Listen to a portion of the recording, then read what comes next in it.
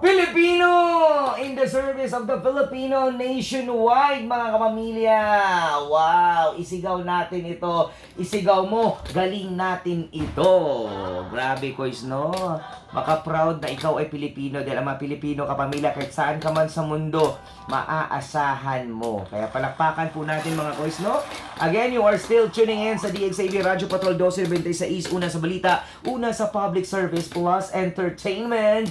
With yours truly mga kapamilya, DJ Kokoy Martin.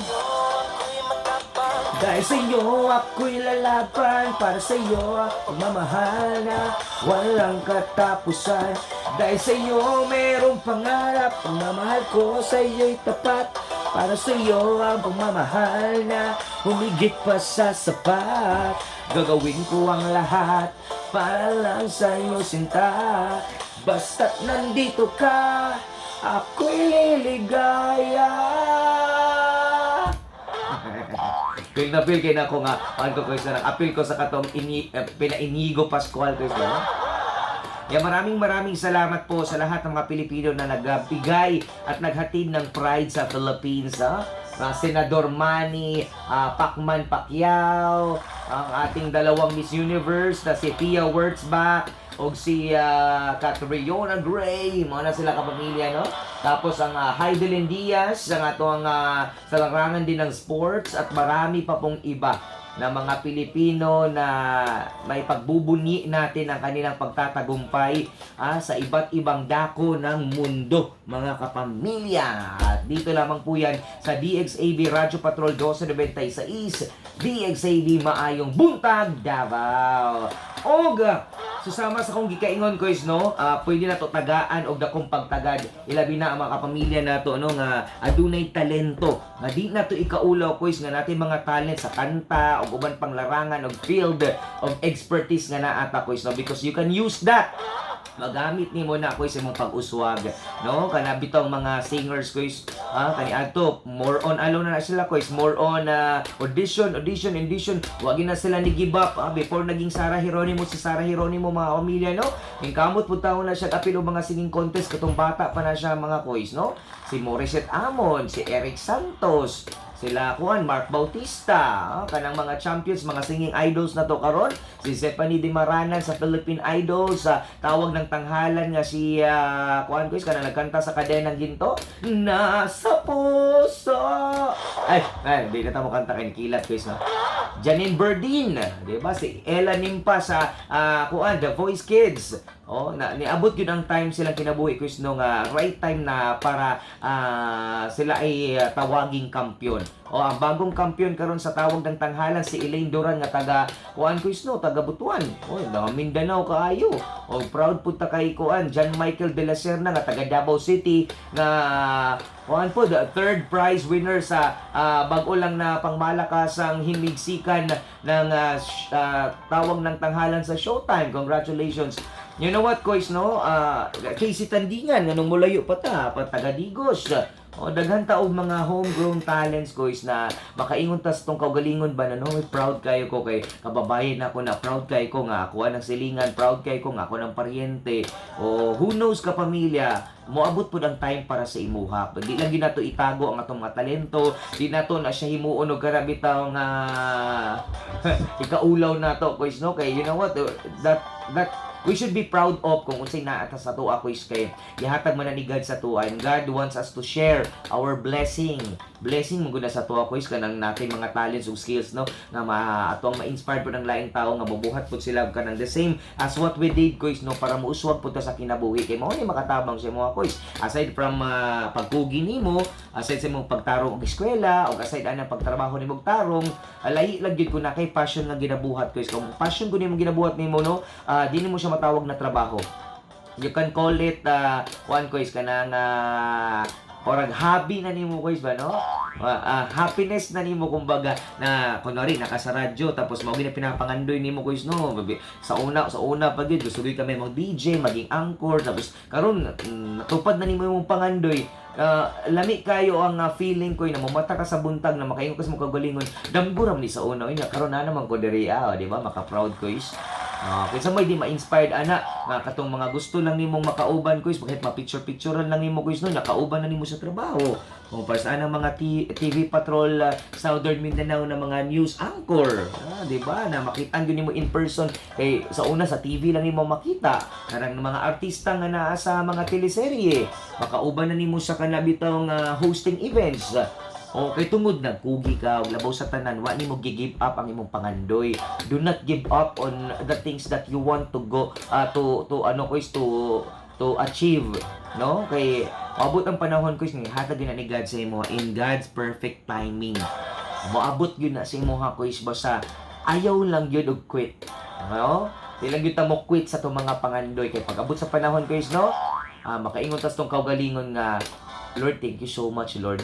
Despite sa grabe kayong kalisod, despite sa kanang akong natagamtaman nga kanang makaingon ko nga lami na kay mo give up, Lord, pero naagya po ka sa akong side, gihatagan ko nimo og kanabitang light during my darkness. Di ba? Darkest hour. Ang mga ganun. Maabot sa mong life, makaingon ka nga, sana man oy, kapuya na oy. Sana man oy, wala maging mutuo na ako. Sana man oy, dako kay ko gi-invest. Sana man oy, dako kayo nga ko ang gihatag na sakripisyo. Pero nganong way balik para sa kuha. Kaya di pa nimo time guys, no? Dili pa para sa imuha mo nang do not rush things. Oo, di ta magdali sa usa ka butang guys kay everything is a process. So sa gikaingon nato sa mga previews nga kuan guys nga real talk diri, no? So dito na kita nagsugod sa talent guys, no? Sa to ang sikat ka kois. Again, balik ta sa to ang pinaka segment kois, no? Natagaan na to pagtaga diri sa tong programa kois. Again, nag-PM sa kuan na kois kailangan din mo adto ka sa station para mo gets sa imuhang programa nga sa Maing Buntag Davao. Ako, much better kay ma-appeal ka sa video na ako, pwede ta ka ma-appeal sa vlog. Mas okay. Makita imong talent, madungog imong talent sa radyo, makita imong talent sa social media mga koy. So I'm giving you mga singers diri sa Davao City nga gusto pod na matagaan og exposure. Okay lang diri sa DXAB ka pamilya, so tagaan ta mo og time to shine diri sa atong segment nga sikat ka koy. So say talent nimo kabalo ba kag spoken poetry kanang talent pod nga madungog sa radyo, no? Kay maglisod bigid pud ta koy so kung ang talent nimo magsayaw-sayaw ka dira ang video lang ta ka dili nila ma-felt.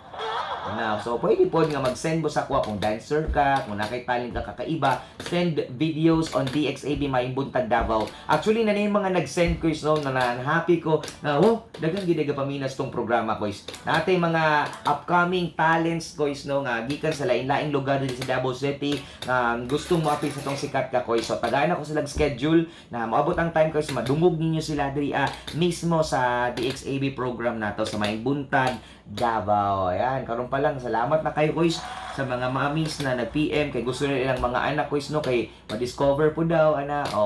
Homegrown talent, maka-proud kayo na diri nagsugod guys no, yang maabot ang time nga naa sa kauluhan. Patingalan na lang ta guys nga naa dito sa Manila. Dito na mag-perform. Di ba lami kay sa paminaw guys no? Ayun your dreams will start here. Dali sa nimo ipatagamtam sa itong mga kababayan dali sa Mindanao ang imong talent before pud ka mo appeal sa mga national, international ko iso para makapangandam ka ba no? Lami man pud ka nang nakaibaon nga confidence. Diba? Kabagagnaw. Yung kaulaw, ayaw na nga kano siya, bagagnaw kay ng tawhana na kana mga kusog kay mo try og new things quiz mo na sila ang mga mga bag-ong makatunan. Learning is a never ending process. Always learn every day. Dili kay tungod na ka-graduate na kag-degree, masteral og doctorate, mag-stop na ang learning quiz.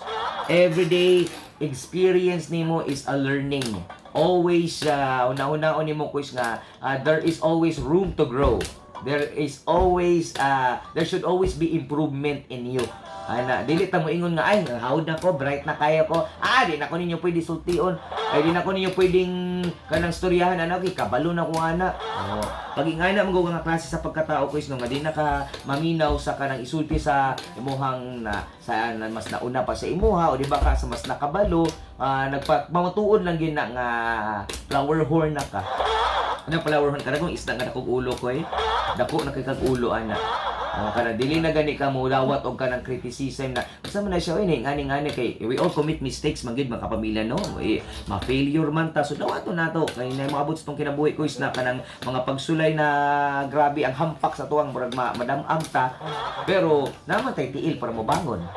So walay reason nga maingon kasi mo kaugalingon nga dili mo kaya kaya mo pud sa uban. Ayun, yun po ang ating kuan ko isang ating hisgutanan karon sa ato ang Sikat Ka Quiz. So karon, speaking of Sikat Ka Quiz, so mag-feature ko karon og mga ni trending sa social media.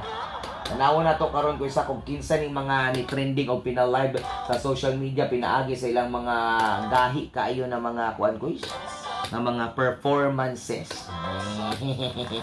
Let us all watch this kay kani quiz kaning celebrity edition gani sa kuan sa kaning tawag ng tanghalan mga sikat na ni na mga artista na nainindot na mga tingog o laliman ka na una-unaan sa Showtime quiz no nabisan sikat na pero wala pud kay na tagano ka attention ang ilang mga talent diri sa tawag ng tanghalan celebrity champions. Gitagaan nila og time ang mga artista nga nainindot nga tingog nga musalang sa entablado. Dari atong paminawon ka pamilya, ang pinakauna diraa ang atong star dreamer nga si JR Shabok. Uy, atong paminawon akong parikoy. Celebrity contender ang Pinoy Dream Voice ng Cebu, JR